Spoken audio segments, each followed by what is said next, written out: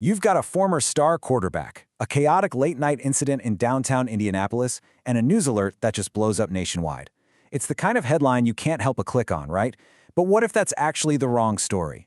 What if that one single dramatic event is really just a doorway to a much bigger, much more complicated story that's hiding in plain sight, right in the data?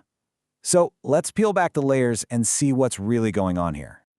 Okay, so first let's get into the story that everybody heard about, the one that put a very famous face at the center of a really confusing and violent night. So here are the facts, just as they came out. It's early Saturday morning. Police get a call about a disturbance.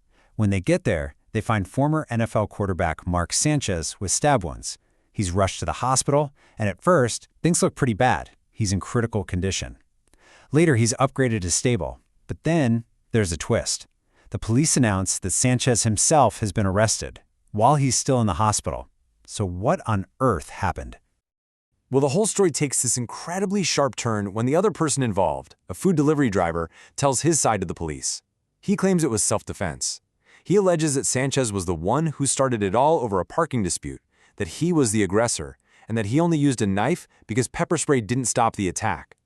And just like that, what seemed like a simple assault case gets turned completely on its head. And this is where it gets even weirder. Mark Sanchez, the guy who was stabbed, ends up being the only one facing charges. He gets arrested for battery, unlawfully entering a vehicle, and public intoxication.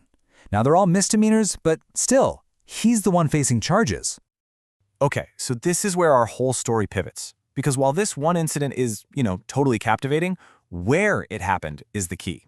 It happened in a place that tells a much, much bigger story about violence in Indiana, a story told by data. And it all comes down to geography. This whole thing went down in Marion County. Now, according to a 2017 report from the Indiana Criminal Justice Institute, this very county had the highest number of domestic violence arrests in the entire state. We're talking nearly 3,000 of them. Now let's be absolutely crystal clear about something.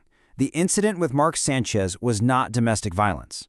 But the fact that it happened in the state's #1 hotspot for those arrests, well, it gives us a really powerful lens. It's like a geographic anchor that lets us look at a much wider and often invisible pattern of violence. And that brings us to the real question we're trying to answer here. One fight involving one celebrity grabs headlines all over the world. But what about the thousands of other stories?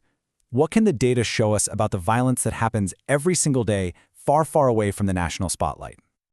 To answer that, we're diving into this really comprehensive report from the Indiana Criminal Justice Institute. They dug through thousands of arrests and convictions to build a detailed profile of domestic violence offenders in the state. So, what did they find?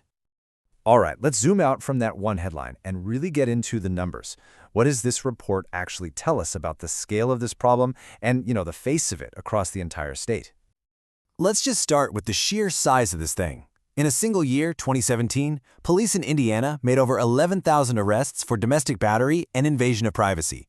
To put that into perspective, that works out to more than 30 arrests every single day in and day out. So who are the offenders? Well, the data from the convictions paints an incredibly clear picture. A staggering 87% of the people convicted for these crimes were male. It's not even close. And when you look at age, a really distinct pattern pops out. That 25 to 34 age group is the biggest by a mile, making up about 40% of all offenders. So this isn't something that's spread out evenly across all ages. There's a definite peak right there in young adulthood. So if you put all that data together, the gender, the age, the race, the report basically gives us a police sketch. The typical offender convicted of domestic violence in Indiana is a white, non-Hispanic male somewhere between 25 and 34 years old. Now, this is where it gets really eye-opening. This side-by-side view shows you what's called the funnel effect of the justice system. On the left, you've got the map of arrests, over 11,000 of them. But on the right, you have the map of convictions, just a little over 3,000. Now, the data sets aren't a perfect one-to-one match, but they show a really clear trend. A huge number of these arrests never actually lead to a conviction. And this leads us to our final, and honestly, probably the most troubling question of all.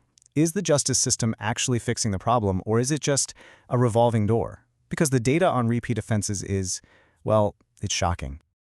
So the report found something just stunning. For every single one of those roughly 3,000 offenders convicted in 2017, they had, on average, more than 5 prior arrests.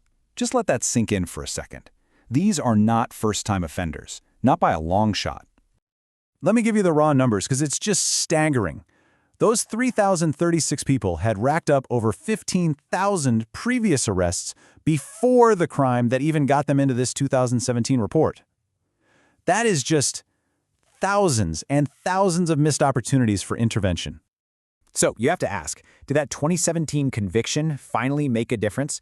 Well, the data suggests not really. Even after that conviction, almost 60% of these exact same offenders went on to commit new crimes.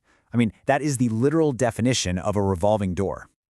You know, the authors of the report, they didn't pull any punches. They wrap it up with this really powerful statement, basically saying that with a reoffense rate that high, whatever punishments are being given out, they're just not working. The cycle isn't being broken. So we end up right back where we started. A single, high-profile fight in Indianapolis pulled us in. But underneath that one headline, the data reveals this hidden epidemic, thousands of stories repeating themselves year after year. And it leaves us with one really critical question. When we focus all our attention on that one flashy crime, what are the thousands of other stories the data is screaming for us to hear?